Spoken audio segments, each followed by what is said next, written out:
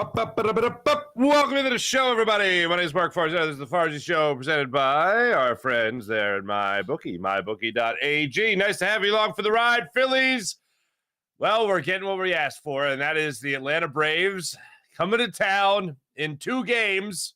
And I guess it would be Tuesday. We might see our first action there in South Philadelphia. Can't wait for it. They start Saturday in Atlanta, and this Marlins series went so much better than I expected.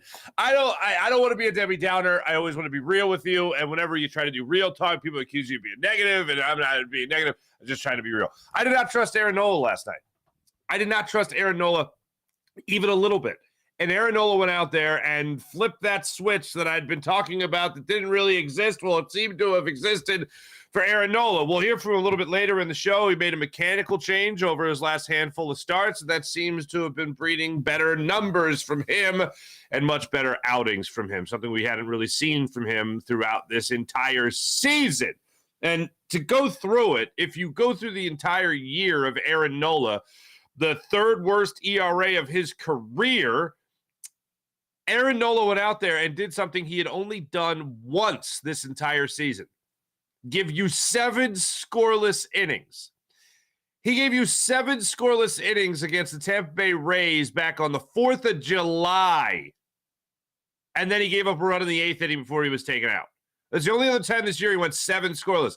He went 7 innings allowing no earned runs in his no-hit attempt where he went 7 innings against the Detroit Tigers. But he gave up those 3 runs. They were unearned on the Nick Maton home run. But still, that was still only 6 scoreless innings before they got to him in the 7th. 7 scoreless last night from Aaron Nola. 3 hits, 1 walk. That is unbelievable when considering throughout the entire year, his best start against the Marlins was 5 2/3, 4 runs. That was his best start. In 3 attempts to have good starts against the Marlins, he had to wait for number 4. And that was in the playoffs. So I don't know if it's a mechanical thing that he just changed, and that's what he talked about after the game, or if it was just that focus, laser focus. He also said after the game that when Zach Wheeler goes out and has the start that he had, he wants to make sure he follows it up and dunks it. It was like an alley-oop was right there for him, slam dunk, Aaron Nola. And he was masterful last night. You saw it in the first inning. His 2 strikeouts in the first inning, knuckle curveballs were fantastic, just dominant. He was helped. I'm not going to act like he wasn't helped. Both pitchers were really helped last night. All pitchers were really helped last night by home plate umpire Doug Eddings. Very generous man when it came to the strike zone. I will say that much. And it did go both ways. I will say with Aaron Nola, it seemed a little bit more helpful. A little bit more helpful for Aaron Nola. And there were innings with Aaron Nola that you just thought, okay, here it comes. This is the Aaron Nola. He's done great for 3 innings. He's going to get gotten 2 in the 4th. He's done great for 4 innings. He got gotten in the 6th. You know, it's going to be that kind of thing with Aaron Nola where you fear that blow-up inning is coming. You fear that blow-up inning is coming. And last night, it was on the doorstep. You had 2 runners on, 1st and 2nd. 1 out, I believe, was the situation. Caleb Cotham comes out. Hey, everybody, how's everybody feeling? Aaron Nola, slow it down a little bit. He talked about after the game how the pitch clock does affect him. And he also talked about how whenever you have an opportunity to slow the game down, you do it. And there were a couple of instances where they were able to slow the game down for just at least a second or 2. And he just continued his dominance. There were issues throughout the game, and you thought maybe this is where that blow-up inning has. Maybe this is where he unravels a little bit. Could have been earlier in the game with that ball going off Pache's mitt in left center field. It didn't happen. They just kept the focus, and they found ways out of the jam. And he didn't get into too many of them last night, but whenever he had his back against the wall, and he pitched his way out of it, and his defense helped him out as well. JT Realmuto. I love this line from Aaron Nola after the game. He said after the game, it didn't matter what JT put down because everything felt good. Oh, that's where you know you got it. That's where you know Zach Wheeler looked nasty in game 1 of this series, and then Aaron Nola just continued. Whatever vibes were coming out of that mound last night, whatever vibes were coming out of that stadium last night, it was all going right to Aaron Nola and right to the happy place he needed to go to in his brain to make sure that he was staying laser focused throughout his 7 innings last night. And it transferred from Zach Wheeler's start right to Aaron Nola. They were picture perfect back to back. Skip Schumacher referred to it after the game, Marlins manager after the game, about how this 1-2 punch is as good as any 1-2 punch you're going to face in the playoffs. Talk about being built for the playoffs. This is built for the playoffs, baby. This is built for the playoffs, and they proved it in this series here against the Marlins. Now I got to keep it going against the Braves. I expected the Phillies to win the series. I thought it was going to go 3 games. Aaron Nola, I said before I said during the show last night, I said before the game, this is a situation for Aaron Nola. Show me I can trust you. Show me that I can look at the 1-2 punches, Zach Wheeler and Aaron Nola. I can trust you. And he certainly showed me that last night. Absolutely amazing performance from Aaron Nola. We have not really seen a lot of that Aaron Nola this season.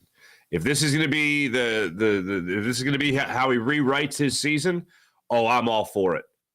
I talked about it last night on Fighting's post game on the Jacob Media YouTube channel about how the Phillies right now are in a situation where they're looking at Aaron Nola and they're saying, all right, well, we want to work out a deal here. We'd love to have you back, but it's not going to be for a lot of money considering a regular season. And then Aaron Nola goes out there and he dominates in the postseason. If this is the start of a dominant postseason run, we've seen this before. Kurt Schilling made a career out of doing this for a long time. Yeah, okay, regular season. And then the playoffs, just forget about it. Just absolutely insane. Lights out. If that's the way you see it, if that's the way you see it unfolding for Aaron Nola, I am all for it. And this was the start last night of something great. Really, as we had talked about, his last 3 starts of the regular season, everything trending in the right direction. Said he was just trying to stay squared more, trying to not go across his body as much and be able to locate his fastball a little bit better and make sure everything was a little bit more on point. And when you say after a game like that everything was working, it didn't matter what was being asked of you, what pitch was being asked to throw, it was just on point. Everything from him last night. So we'll go through the game in its entirety from last night. We'll talk about this lineup. We'll talk about Bryson Stott's grand slam. In both games, it felt like you weren't done. And you felt like you were going to add a little bit more. And then in game 1, you get Bryce Harper scoring from first on that double by Nick Castellanos and going through the stop sign from Dusty Wathan. And in this game, it didn't feel like the Phillies were done, and Bryson Stott got the grand slam. Sitting on a first pitch fastball, it tailed in a little bit. He put that short swing on it and just blasted it to right center field for the home run, for the grand slam, excuse me. It was awesome. And hearing that beautiful sound of Citizens Bank Park explode. Oh, man, I can't wait for it to come back. Can't wait for it to come back in game 3 of the NLDS against the Braves again. This is one run over the 13 2/3 from your starting pitching. That's it's pretty damn good. That is pretty damn good.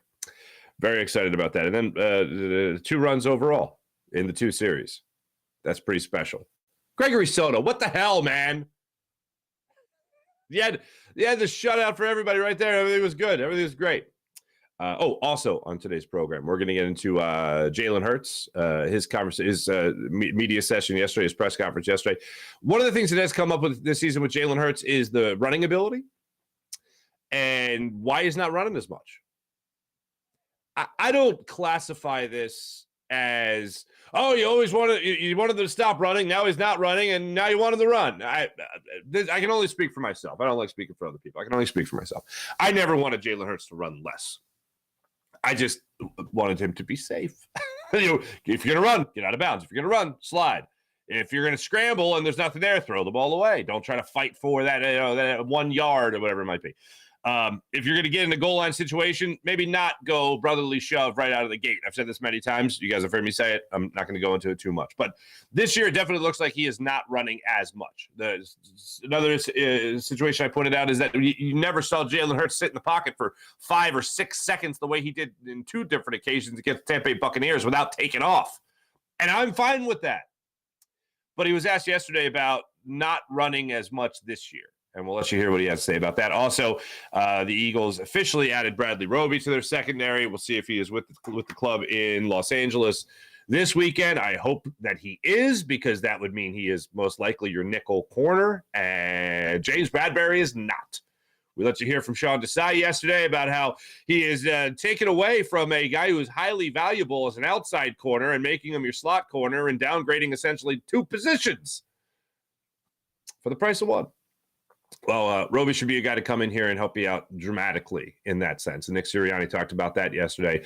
Not sure as to whether or not he'll be able to help you come this weekend against the LA Rams. So we'll see where that goes. But let's get into this game last night and what the Phillies had going on for themselves, because it was absolutely fantastic. Started off there in the first inning. I mentioned those knuckle curves that were working so well with Aaron Nola. Just beautiful. First and foremost, started out exactly as it did in game 1. You get a line drive to left field. Pache's there to make the play. No problem. Soler then steps up to the plate, strikes out on a knuckle curve. Bell then strikes out on a knuckle curve. A 15-pitch first inning for Aaron Nola. Going to the first inning, Phillies had really nothing doing. Going to the second inning, Chisholm goes up there and grounds out to first. Berger goes up and grounds out to third. De La Cruz flies out to left field. Warning track power. In that instance, when I saw the contact at the plate, I thought, wow, here we go. Aaron Nola, a home run. Go figure. By the way, in his 3 starts against the Marlins during the course of the regular season, 3 starts, he'd given up 5 home runs. 3 starts, 5 home runs. That's not good. This start, no home runs. So that worked out rather well. Then in the second inning, Phillies couldn't get anything going, unfortunately. Third inning, Sanchez starts off by flying out to left field. Then Birdie goes up there and gets the double to left center. That's the ball that went out of Pache's mitt. I've been hearing Patchy. They've been talking about Patchy in the national broadcast. Pache is how I like to say it. Anyway, it goes off Pache's mitt in left center field. Birdie standing on second with 1 out. Stallings comes up to the plate for the Marlins. They had something on, because Birdie's going from second to third and Nola picks him off. So the way it was discussed, the way it looked, was that they were kind of baiting Birdie a little bit, and they were able to pick him off at third, going from second to third. So now you got 2 outs in the inning and nobody on. Problem, runner in scoring position. Nola finds a way out of it. He ends up getting Stallings to ground out to third to end that inning. So no harm, no foul. Going to the bottom of the third inning, Pache's able to lead off with a walk. Then you have Rojas comes up. He strikes out on a slider. Did not have the bunt on there for Johan Rojas. Kyle Schwarber steps up to the plate. Gets a RBI double, smacks the ball down the right field line. It's 1-0. Trey Turner steps up, gets the RBI single off of Garrett on an 0-2 pitch, gets an 0-2 fastball, puts it right back up the middle, off the pitcher's hip. You get Turner plating Kyle Schwarber. In that instance, it's a 2-0 Phillies lead. Going to the fourth inning, Arise leads off with grounding out to first. Then Soler flies out to left on a 1-pitch at bat, so he helps their pitcher out right there, and then Bell grounds out to second. An 8-pitch shutdown inning. This is the moment that I thought Aaron Nola really had the good stuff. Now, we've seen him come out, pitch very well in the first inning, and it's great. In that fourth inning, the fact that the Phillies got him a 2-run lead, I wanted to see that shutdown inning. Not only did he have a shutdown 1-2-3 inning, he had an 8-pitch 1-2-3 shutdown inning. 8-pitch inning. Shutdown indeed. Then you go into the fourth inning. JT Realmuto makes his old team pay, gets a 2-2 cutter down and in, and he just wallops that baseball 404 feet to left field. It's a 3-0 ball game at this point. Going to the fifth inning, Chisholm starts off again by striking out. That was the changeup that was outside. It was a bad call by Doug Eddings. But as I put it out there on social media, you are a kind and decent man, Doug Eddings. Thank you very much for that. Rings up Chisholm on that one. Then Berger gets the 1-out single. De La Cruz just missed a 3-1 sink. Middle of the plate, 3-1 sinker, swung over top of it. He was sitting on it, and he missed it. Fine by me. But he ended up working the only walk Aaron Nola would issue last night. So now you got a runner on first and second in the fifth inning. First and second with 1 out. Sanchez goes up there and he grounds into the 6-3 double play. Things slowed down. had a little mound conference. Things slowed down at that point. And that's when Aaron Nola said, he told JT, put down whatever because everything feels good. And they were able to get the double play and get out of it. So it remains a 3-0 ball game. Then you go into the 6th inning. Nola's at 61 pitches, only 61 pitches. He hits Birdie to start things off. And then he gets Stallings to ground into the 6-4-3 double play. And he's able to get out of it. Another double play induced there by Aaron Nola to get out of a little bit of a jam. In the 6th inning, you're still kind of feeling, all right, just keep adding runs. In the 6th inning, Bohm leads it off with the double to left. Then you have Robertson, who had actually pitched the previous 3 innings. He gets taken out of the game. Nardi goes in. He immediately walks Bryce Harper. You have first and second with nobody out. Real Muto pops out to first. Castellanos reaches on the E5 on Birdie. The ball just hit off the heel of his mitt when he tried to backhand it up the third base line. Now you got the bases loaded with 1 out. Bryson Stott steps to the plate. Everything is okay. Okay. First pitch swinging, fastball inside right center field for the grand slam. Bat spike. Everybody goes bananas. I'm jumping up and down at home, enjoying the hell out of myself. I'm sure you were doing the same thing. Bryce is such an easy guy to root for. And he blasted that grand slam to give the Phillies a 7-0 lead in the 6th inning of that game. And it was like, at that point, it was a bring on the Braves. Bring on the Braves. Going to the 7th inning, Aaron Nola's back out there for the 7th inning. Soler goes up there, he gets a single to lead things off. So again, a leadoff runner reaches right there to start the 7th inning. And then Bell grounds into the 3-6 force out, the fielder's choice, excuse me. Chisholm lines out to center field. Warning track power. That ball was a 3-2 fastball high in the zone, if I remember the location correctly, but 3-2 fastball high in the zone. And Chisholm goes up there and just blasts it. And I thought, all right, well, here's the home run. He was bound to give up a home run. He wasn't getting 7 scoreless. And Rojas, feeling for the wall, makes the catch. Beautiful. He gets out of that one. Very next batter, Berger, goes up to the ground into the 5-4 fielder's choice as well. That would be Nola's night.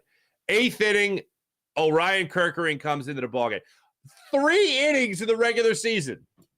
3 innings in the regular season, all in the last week of September. And all of a sudden, presto changeo, he's in your bullpen in the playoffs. And he cruised. We talked about Nola's 8-pitch 4th inning. How about a 9-pitch top of the 8th inning for Orion Kerkering? Orion, Orion goes out there, gets De La Cruz to fly out to left. Sanchez strikes out on a nasty sweeper. Good God, man. I mean, I don't like to say the bottom dropped out of a sweeper, but the bottom dropped. It was labeled a sweeper. It looked almost more like a forkball than anything. Yeah, it was a great pitch either way. Sanchez struck out, swinging over top of it. Then Birdie flies out to center. 9-pitch inning. Gregory Soto comes in the 9th and unfortunately allows a run. Thanks. Had a shutout going. Anyway, it was just something special, man. Jamie Moyer coming out throwing the – if you would have told me – and I know people were commenting on this on social media. If you would have told me that Jamie Moyer was now a dairy farmer, I'd believe you. He comes out of the overalls, and I'm just like, that looks right. That looks about right. And that really helps set the tone. Seeing Charlie Manuel tweet out before the game, tweet out how he had batting practice for physical therapy yesterday. That was cool. Just seeing pictures of Charlie getting better is fantastic as well. Just everything went into the good vibes. Everything went into the good vibes last night going into this game.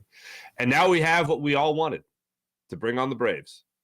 I don't know what it is about the Braves. I was trying to crack this code last night during the postgame show.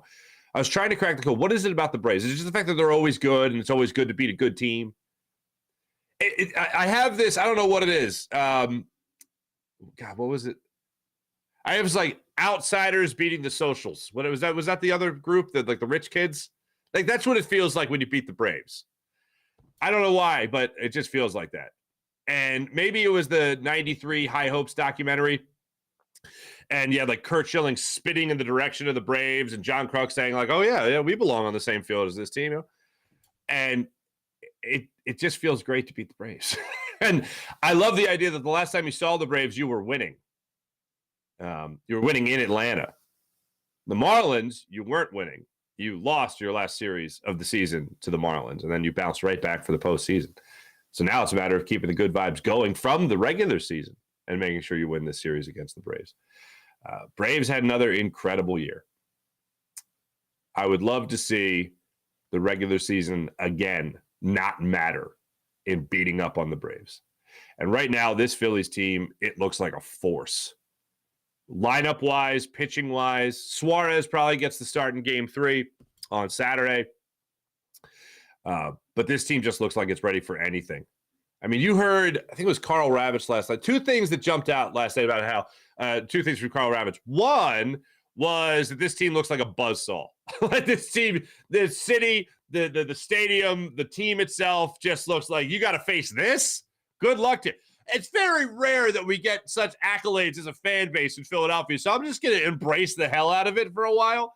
And Carl Ravitch was giving us our flowers throughout the 2-game series here against the Marlins. The other thing that he got into yesterday was, what was the other thing? Oh, the baby Kruk shirt. Did you see this? If you didn't see it, it was hysterical. The baby Kruk shirt. I'm ready. I'm making a note. It's in between. I think it's in between batters at this point. I'm making a note. I hear Carl Ravitch talk about the baby Kruk T-shirt that became popular at some point this season, and he's like, "Oh, look at that, the baby Kruk shirt." And I'm thinking, "Oh, he's talking about the baby Kruk shirt. That's cool. Let's get a shout out the baby Kruk shirt. That's great." And then I look up and I see this lovely young lady. Well, first I don't even see her. I just see the chiseled abs, and I'm like, this lady in this red football jersey, cut off football jersey, she does her crunches. Good for her. You know, she doesn't really pack on the carbs as somebody, right? So anyway, she's standing there, and Carl Ravitch keeps on talking about the baby Kruk shirt, and I'm like, dude, you're not talking about the baby Kruk shirt. And so then they start panning out, and it is a lovely young lady, and I just remember thinking Kruk. I remember thinking Carl. You're not looking at the baby Kruk shirt, you sly dog, you. And sure enough, the next thing I hear him say is, "Ooh, yeah, look at that." I'm like, "Ooh, geez, Carl, come on. Try to be a little bit more smooth, pal." Yeah, he wasn't looking at the guy in the Kruk shirt. He was looking at the lady. Anyway, I tweeted that out. I X'd it out. I posted it on the old social media there. And some people were telling me that the lady has her own little account on a platform that I'm not on, a social media platform that I'm actually not on, at least not yet. You know what I'm saying? Anyway, so yeah, good for him. It's all my time left. Just if you want to indulge, by all means. But a Nebraska shirt? Maybe she's a fan of Alec Boe, the Omaha, Nebraska connection. I don't know. So there you go. Phillies got the win. We're all excited, and all is right with the world. Before I go any further, one thing that was really cool. Actually, let's hear from Aaron Nola first. Aaron Nola on his start last night and what had been working and what had changed over his last 3 quality starts in a row, something he hadn't done since April, which is impressive that he's put it together now. And he's now had 4 consecutive starts where he has not allowed more than 2 runs. So it's actually gone, I believe, 2 runs, 1 run, now no runs. So it's trending in even the best possible direction. Aaron Nola on the start last night. So well, I just honestly try to be more square to the plate, keep my shoulders square. I felt like I was getting too rotational, and I was losing sight of my balls consistently throughout my games, which kind of led to pulling balls and curveball kind of inconsistent, and the balls getting away from me. So really just tried to keep my shoulders square and kind of step straight to the target. Nothing crazy, but I guess over the time it kind of got away from me. So just tried to simplify that. Whatever you got to do. It always amazes me, there's little things that guys will tweak to make sure that they're either pulling focus or they're just more accurate. Who would have thought? Just, you got to stop going across my body and all that stuff. Bryson Stott talked about the ability to hit fastballs. And now it was something that he really struggled with last season. And now all of a sudden he got in the cage with K-Long and his batting practice pitcher out west. And it was just something that he worked on. And there's a couple of tweaks here and there. And then off you go. Next thing you know, you're hitting grand slams in the playoffs. Not too shabby. I don't know what it is there, Nola. I think I was never a pitcher. I can't break down the mechanics for you. But whatever makes him feel more comfortable out there and you see the proof in the pudding, yeah, man, just keep it going. Just keep it going. Bryson Stott also addressed the media yesterday. Now, this was awesome. He hits the grand slam, spikes the bat, and then apparently he blacked out the second he just stepped foot in the batter's box, because Buster Alney even caught up with him after it in the dugout, and he was just like, what happened there? He's like, no memory, but it's pretty cool. He had no idea what the hell just happened. He just knows he got a fastball in, and he turned on it pretty much. And after that, everything's a blur. He doesn't even remember doing the bat spike. But here is Bryson Stott on his celebration following his grand slam in the 6th inning yesterday. This year that people look back on, and it's on highlight reels for a long time, the grand slam. Haven't really thought that far ahead. I mean, I didn't really know I even did the bat spike. Stubby told me, and I mean, I don't usually pimp home runs. I don't think I hit them far enough to do that. So it just kind of got caught up in the moment, I guess, and yeah. If you played any sport and you ever had a great moment, you do just black out. I mean, it's certainly not maybe you didn't have a grand slam in an MLB postseason game or anything, but I'm sure you've just been like, what the hell just happened? That was awesome, right? You just remember the euphoria of it. That's what he was going through yesterday. And I mean, people compare him, and rightfully so, if you're talking about styles and visually things he does. His swing is like a carbon copy of Chase Utley. That short stroke, guys with that short. Mike Schmidt had the same type of thing, and I hate to mention names that are so loved and put any type of pressure on Bryson Stott, but he doesn't give a damn. He's one of those guys that's like, yeah, whatever. And I talked about that yesterday with different sports, and a guy like Orion Kirkring seems to have that same type of, yeah, whatever, just put me in, yeah, I'll pitch. Is that what you want me to do? Yeah, whatever, okay, whatever. Bryson Stott, I think, has that same type of idea. Chase Utley, Mike Schmidt, that type of swing, yeah, whatever. He's got that type of swing. I don't know if he'll ever be like a 30 home run guy, but that swing, that short stroke, certainly is right there. And how about that? I don't normally pimp my home runs because I don't hit them far enough. That was a 404-foot home run. Actually, 414. Did I really not take a note? I usually take a note on that. 412 foot. It looked like it was off the facing of the second deck. Like, that was out there, man. That was out there. But I don't usually pimp home runs, so I don't even remember what happened. Stubbsy had to tell me what I did. Oh, man. That was pretty special last night. Here's one more on Stubbs. Just talking about, I think this is what he had been working on. Or you've come. Yeah, for sure. I mean, last year it was a tough go with the fastball, and it didn't take much rewatching of film to kind of realize what I needed to do in the offseason, and just getting with K-Long and my BP thrower back home. It was throw everything up, and did a lot of left-handed stuff, which is my top hand, one-arm swings, one-handed T drills, and just stuff like that to really make sure I'm using it, since I throw right-handed, and that's my kind of dominant and lead arm. So being able to use that is big. Hard work pays off. Hard work pays off. Oh, man. I'm on cloud nine with this team right now. I can't wait for Saturday.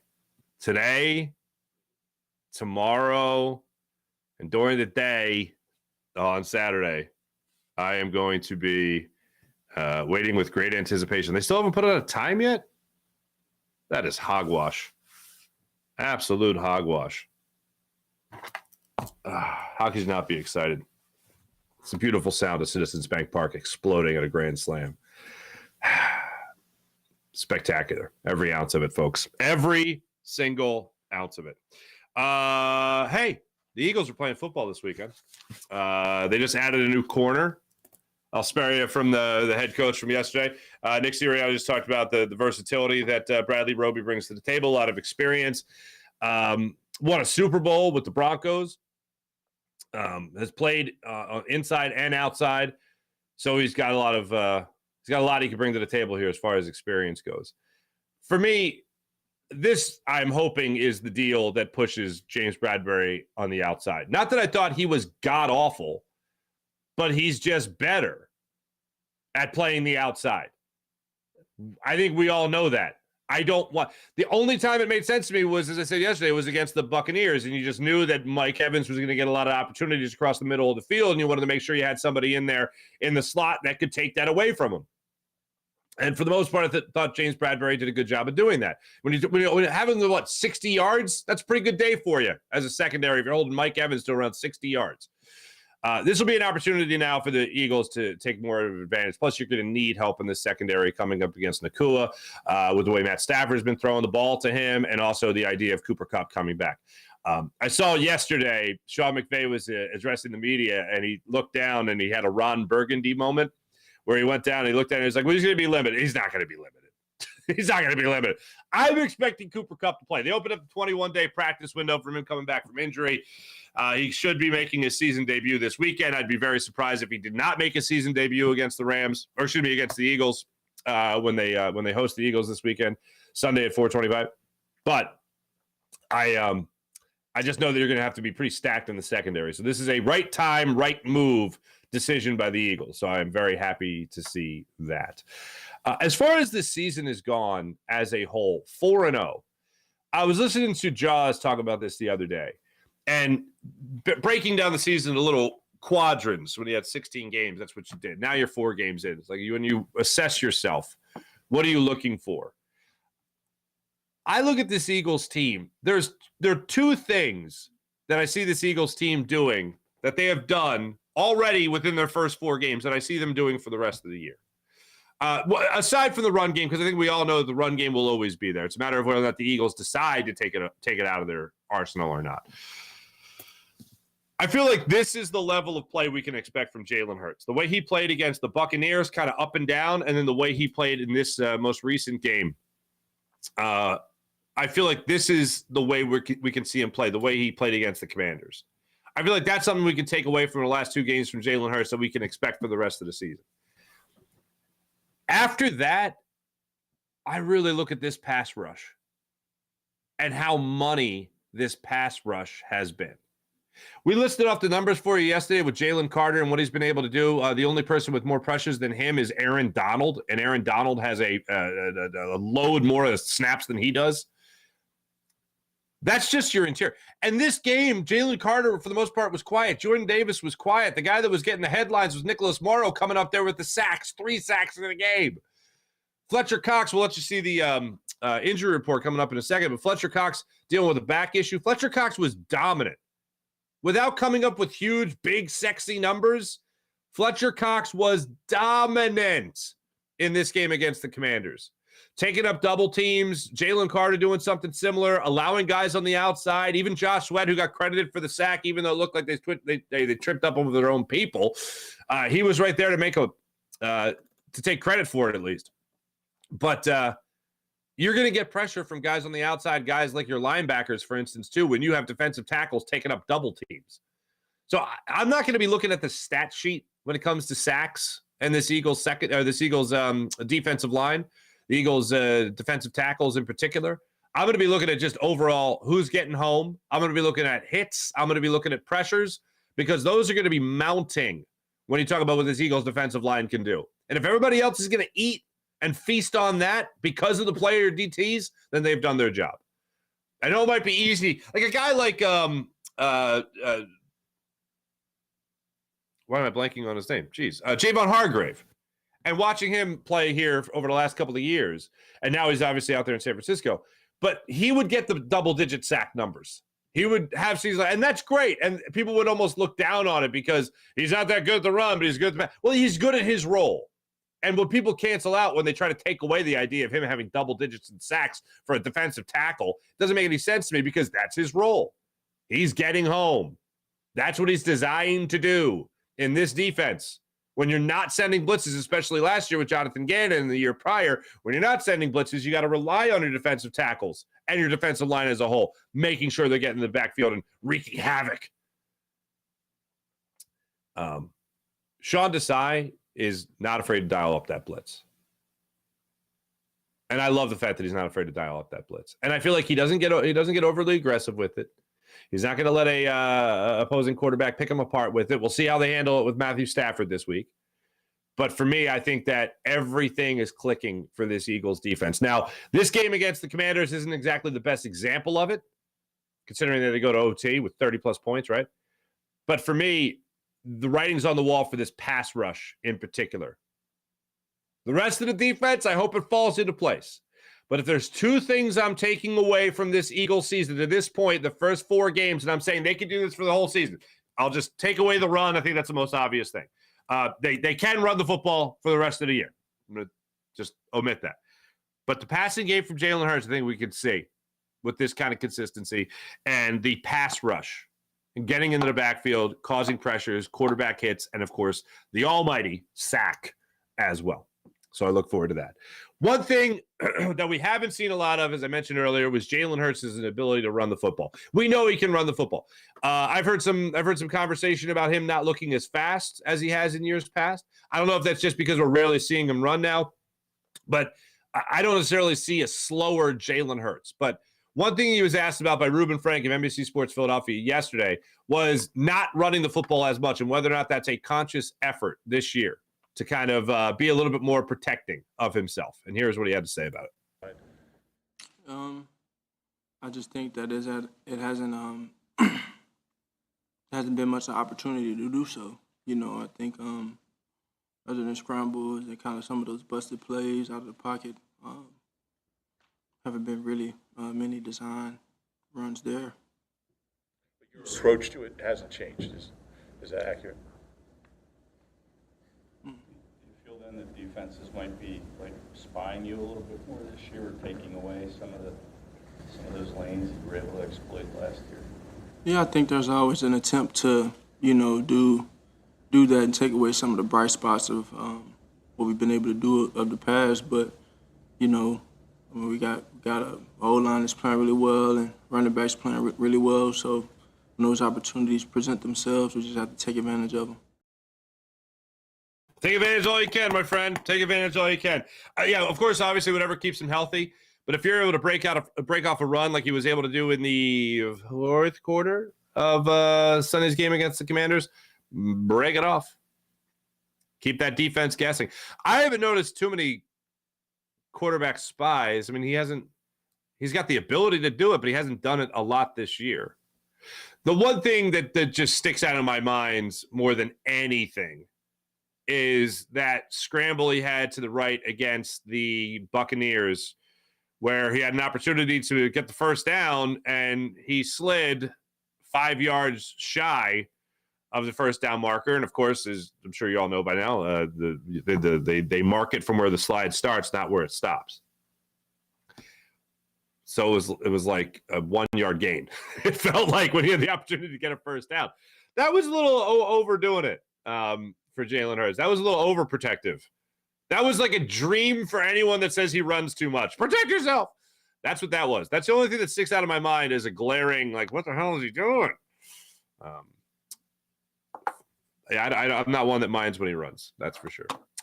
Eagles kicking off with the Rams this weekend on Sunday. By the way, here's your injury report for your Eagles from yesterday's practice. Your DNPs are Covey, Cox, and Juergens. Juergens we know about, as well as Tuli Pilotu. Did not practice as well with a tricep injury. As I mentioned earlier, Fletcher Cox has got the back issue. Britton Covey's in concussion protocol as of right now.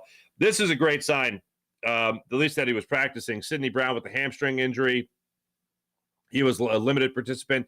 And then Justin Evans with his neck issue and Quez Watkins with his hamstring were both full participants at practice yesterday. So good to see those guys are up and running. Let me tell you about the great people at MyBookie, MyBookie.ag. Check out all they have to offer at MyBookie.ag. And make sure you take advantage where you can get up to $200 cash bonus when you use promo code Farzy. That's promo code Farzy. Bet on anything, anytime, anywhere at MyBookie.ag. That's MyBookie.ag. You want to get a little action on football, college, or pro? Have at it at MyBookie.ag. Let the games begin and the fun begin at MyBookie.ag. So check them out right now and use promo code Farzy for $200, up to $200 cash bonus. You see it in the crawl right there with promo code Farzy. How about PHL Sports Nation, Philadelphia Sports Nation, enhancing your Philadelphia sports fan experience across all social media and blogs. That's PHLSportsNation.com. How about the incredible people at Sky Motorcars, skymotorcars.com. Check out all they have to offer. All their incredible inventory at skymotorcars.com. Let's get into the chat check and start it off over on the, where did I start yesterday? Let's start on the Jacob Sports channel today. Sean Kilrain, what's going on, buddy? Sorry to the Atlanta Braves. Absolutely. Go Sixers. Good morning, Farzy. Good morning, Go Sixers. Definitely rewriting the book. It's called The Book of Nola, Farzy. Let's go. I like it. King Pooty TV. I always say it. Great name, King Pooty TV. Got to be real mindful of Fletcher's snap count. I want him to be healthy and fresh down the stretch. He has taken a lot of snaps. I forget what was the number last week, but it was astronomical. It was similar to, I think it was last year's game against the Commanders, where the Eagles, I think was that the game that hit the panic button a little bit? And that's where they signed Linval Joseph and Ndamukong Suh. I think that was the game because Fletcher Cox was looking old. And then it's like, well, he's playing every down. So, yeah, it's not going to be a spring chicken exactly. But, yes, that's something that the Eagles absolutely have to monitor. But absolutely, go Birds, and go Birds indeed. Let's jump over to the Farzy Show chat, see how you guys are doing over here. April, hello. Sean Gillespie, hello. Let me go back to the top. Morning, Red October, bring on the Braves. I'm a pretty man. Good for you, Sean. Good for you. Go Sixers. Nola stepped up. You guys are both jumping on both chats. This is crazy. Farzy, how are you lining up the rotation against the Braves? Gabriel, what's up? Esguerra? I get that right? Gabriel. Suarez, Wheeler, Nola is how I'm doing it. Suarez gets the start. And then, yes, I mean, I know other people have said this, but Sanchez will be in case of emergency break glass type of situation there. But the way I would do it, Suarez is going to start game one. Actually, if it's me, I'm starting Sanchez. But my prediction is Suarez, Wheeler, Nola, maybe Sanchez, maybe Suarez again. That's the way I see it going. My prediction is Suarez gets game one against the Braves. Then you see Wheeler again, then Nola. What I would do is have Sanchez start. I mean, Sanchez is just your most consistent pitcher. Maybe Suarez needed that extra break. He got beat up a little bit in his last outing there, so not exactly his best stuff. So that scares the hell out of me. And you got to win game one. You got to win game one. The Phillies have done a great job of winning game one in the playoffs. The year they won the World Series, they did it in 2008, and now they're hopefully doing it again in this round of things, obviously. They did it last year.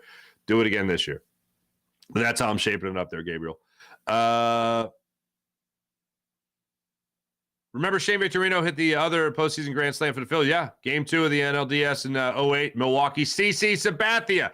I was at that game. Oh, man. Thinking of it still gives me goosebumps. The way that crowd reacted, man, it was like a volcano erupted. It was like, we got you. CC Sabathia was the big trade deadline acquisition, and the Phillies just fed him his lunch, man. Oh boy, I always say this about that game. Getting his pitch count up was like there was a meeting of 45,000 fans in the parking lot. It'd be like, all right, this is our game plan, everyone. Every batter that sees more than 5 pitches, we lose our minds because we're driving up that pitch count. And then Brett Myers goes up there. He walks on a 9-pitch at bat. He fouls a couple away. CC Sabathia lost the strike zone. Shane Victorino hits the grand slam, and the place just went bonkers. And how about Shane Victorino tweeting out last night, quoting he retweeted or reposted the video of Stott's grand slam, and he just tweeted above it, "It's Bryson!" Absolutely awesome. Sean Kilrain, what a memory. What a memory. Stott with the grand slam shot. Deja vu all over again. Sean Kilrain. Ryan Kirking looks solid in the inning that he was in there, on point. Kid in my eyes is the missing piece. You agree, Farzy? I'll say this, man. Sir Anthony Dominguez is the missing piece that's going to stay missing. If Ryan Kerkering goes out there in his first postseason action, 9 pitches to get through the Marlins, this kid doesn't phase him. Yeah, whatever. Pitch in the Jersey Shore League. Okay. Move to Clearwater. Okay. Reading. AAA. Okay. Did he even pitch in AAA? Did he even pitch for Lehigh? They just elevated him right from there. That's an interesting thing. Because I don't know the answer to that, and I want to know the answer to that, and I'd like to give you that information. Oh, good. I didn't fat finger this. All right, here we go. Baseball reference, you got to be precise. Pots and pans. Show minors, you bastards. Yeah, AAA. Yeah, I did. Okay, good. Thank goodness. 1, 2, 3, 4. 4 different levels of minor league baseball. And the majors and the postseason.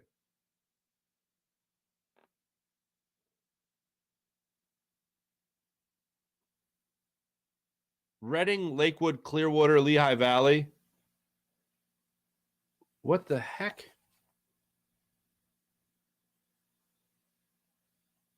Eastern, yeah, okay, that makes more sense. Never mind. I'm like seeing these other things that don't make any damn sense. 1, 2, 3, 4. That is insane.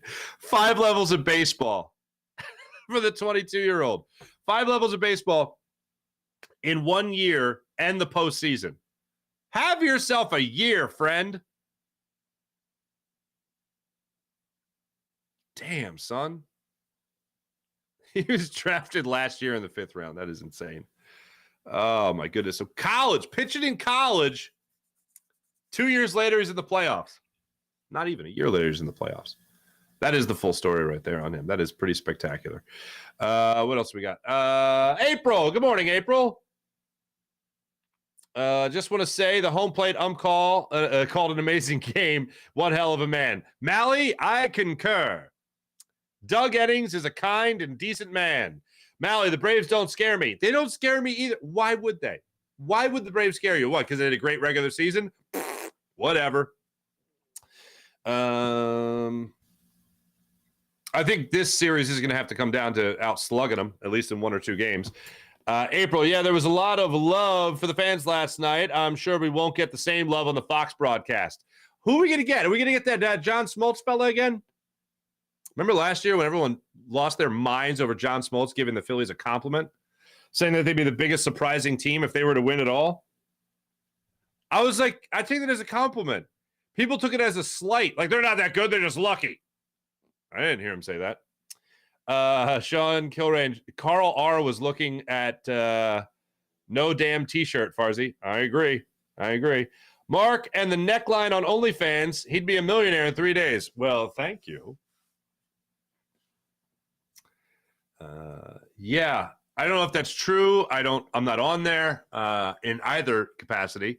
So I don't know what to tell you, but people were telling me on the old social media. And if it's on social media, it's got to be true. But if she is good for her. Good for her. You know, I don't judge. Braves do scare me, but it's a brand new season. Damn right, Sean Gillespie. Everyone's saying good morning. Mia Sanchez, good morning. Stott has a new top 10 moment in CBP history, and their song is growing on me now. Ring the bell. Magic number is now 11. You didn't like dancing on my own? You didn't like that? Can I give an unpopular opinion? I was telling PJ this before the show, but I got to give it an unpopular. And I hate to play fun police. And I would never not go to an awesome party. You know what I mean? It does just strike me as so weird that in baseball they celebrate everything. It's so weird to me. And I know it's 162 games. I get it. I understand. But damn, I can't imagine in like in hockey, they won't even touch the conference trophy. You know? And in baseball, they're pouring champagne after making the wild card, right? And they're pouring champagne after winning the wild card. They're pouring champagne after the divisional round, the NLCS. I get, the championship series. I get, but like, could you imagine the Eagles after winning a wild card game going in the locker room and popping champagne? I can't imagine that. The Sixers, I can't imagine. It does strike me as odd. Okay. Hate to be fun, please. I have to give an unpopular opinion. That's my unpopular opinion. It's just weird to me. And then I enjoy the hell out of seeing Garrett Stubbs, seeing how many beers he could fit in his red overalls this time around. That I don't mind. Mally, Mark, can I get one more OG Kush? Oh, for sure. For our friend. Well, they're still friends at Freestone Farm CBD. Have him do Kush. There you go. Good morning. Ranger Danger is going to paint the corners. I hope so, Professor Dutch. Nice to see you in here after last night, too. April, same to you.